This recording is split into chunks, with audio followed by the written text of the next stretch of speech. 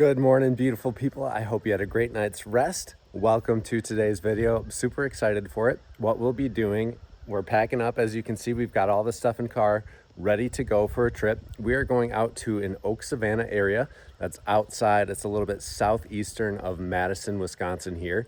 And we're going there to do some work to get to know this land here.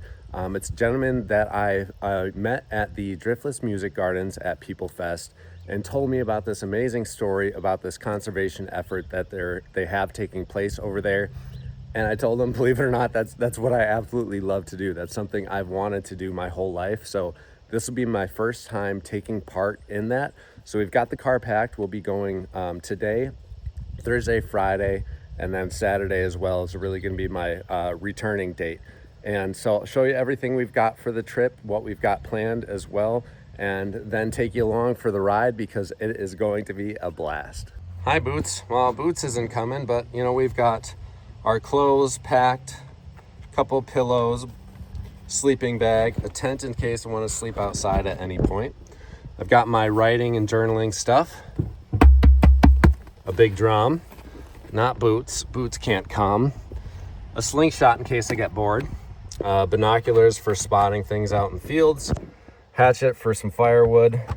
This for cuttings in case I got propagations and stuff that I want to collect while I'm out and about in different forests. My camera stand, extra hat, and then we've got our containers and stuff here for whatever knickknacks we find. I've got some smaller containers in here too. We've got a fishing pole, fishing bucket, fishing gear, guitar, extra pair of boots, and then of course I can't forget the drum. And so I think that's everything we would need for this trip. I'm really excited again that I get to use Stevie like this because she is a great car to have. And I'm definitely hoping that I get many, many more miles on this thing. It's got 136,000 miles now. Drives great. I love it. It's a great utility vehicle. Eventually I get a little trailer behind here to take along on these journeys as well. But we are all packed up here and about ready to take off for the maiden voyage. First stop is going to be out in the Manitowoc area. Gonna go out to some of the parks there and do some beach combing because I love stopping over at Lake Michigan when I'm out on trips. So I'll be doing that. Tonight we're probably going to be sleeping at a campground area outside, right outside of the conservation, spending some time to get to know the land there and take a little bit of time fishing and then get to work a little bit. So this week specifically is not going to be an absolute ton of hands-on work with the land. It's really going to be getting out to know the place, know the property, and get to know Phil a little bit more and the efforts and their story. So I'm very excited for that, but I'm excited for the opening in the future to spend more time working with the land, getting down and dirty with it, and really starting to see things change and hopefully benefiting the entire project is what I can't wait to do. I'm smiley as can be. My jaw is going to hurt over this week because of how much I'm going to be smiling. I just absolutely love stuff like this. Life doesn't get any better than being out in nature, working with the trees and the forest and land like that. It almost feels like it's not work to me when I'm out there doing it. And I can breathe, I can think, I can be my person when I'm doing those things. So I'm super excited. Dropping the remix on him. Tipper 2.0. Chicken wing, hot dog and bologna, chicken and macaroni, just chilling with my homies. Chicken wing, hot dog and bologna, chicken and macaroni, just chilling with my homies. All right, first stop, we are here. Raleigh Point Recreational Trailhead, part of the Point Beach State Forest area. I really love the sand dunes back here, and then have always had pretty good luck finding some cool pieces and bones over here too. And it'll be great to get into Lake Michigan a little bit, feel the water, spend some time out on the beach before I'm headed off to the next location.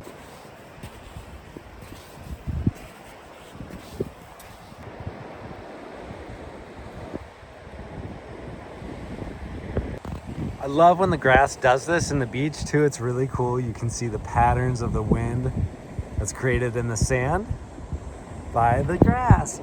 It's just always super fascinating to me that over time you get all these shapes here. It's like an art piece. Hi, baby dear. Hi, buddy. I know. You're okay. You go on.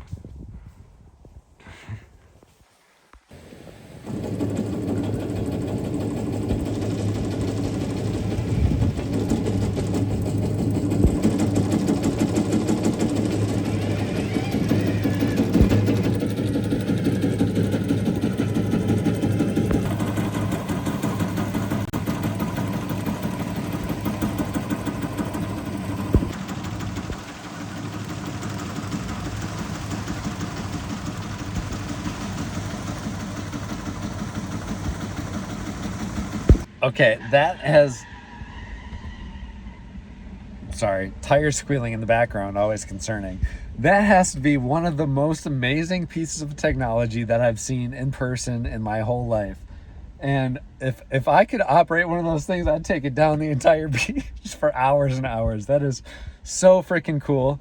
Brought to you by Meyer, so I'm gonna have to look that up, maybe tag Meyer in that video if I do a short or something like that. But nonetheless, that is so incredible and makes such a difference in our world and our beaches and our lakes, our oceans, whatever it might be, wherever they're used.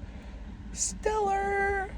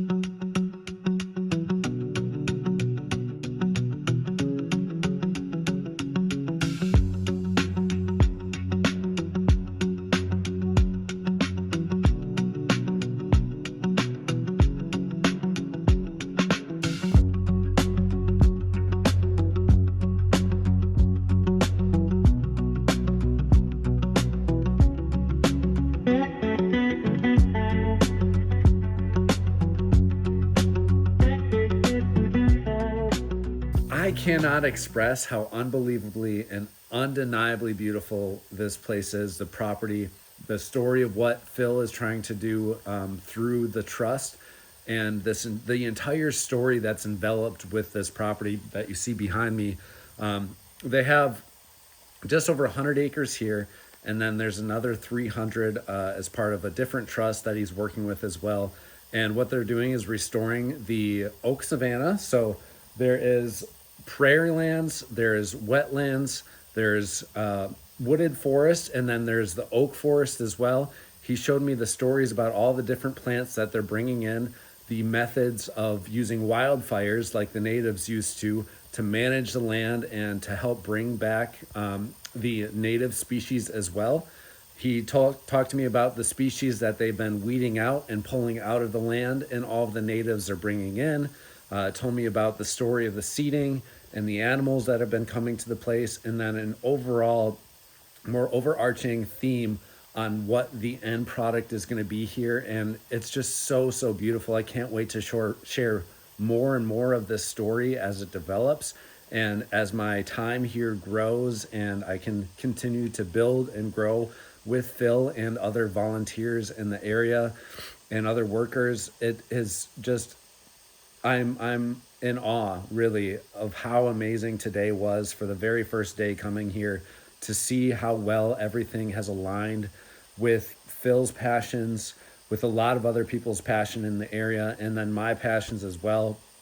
I feel like it is such a honor to be here. I'm so thankful for Phil for the opportunity, and I promise I will treat this place with the utmost respect and dignity that it deserves, and put in that hard work that it needs in order to get this vision, have it continued, and have it continue to build and shape other people's lives through what's happening here. There's so many cool stories to be said. I just wanted to give you a little update here mid-trip. Tomorrow we're going to be going to collect seeds, native seeds in different areas, in order to bring those seeds to this property. As you know, said, one of the biggest things is bringing back a wild, diverse group of plants that have been here for thousands of years, to bring them back into the place after it was used for all kinds of different purposes in the past. Really bringing the wild back to this place is what the goal is. So tomorrow we're going to collect seeds. I'm sure I'll get maybe a couple more clips tonight. I'm going to go out with the drone and everything and take a peek with that as well. But today it was overall just absolutely unbelievable and so beautiful. Such an amazing place, such a great energy here. The earth and the soil is so strong too. It is so full and packed of nutrients. You can just tell by the way things are growing. So very excited for that, and all the endless possibilities that there is in the future for this place. And the stories that will be told here are so powerful as well. So I can't thank Phil enough for this opportunity here. And I'm very excited to share more and more of it with you guys. And I don't really have the microphone on me for this, but just listen. You probably can't hear it. The soundscape is amazing here. Just so good. So good. There's so many different birds here. I'm excited to hear them throughout different hours of the day. And the sunrise set from these birds is going to be incredible. I am way too excited over this. There's so many species of birds right here.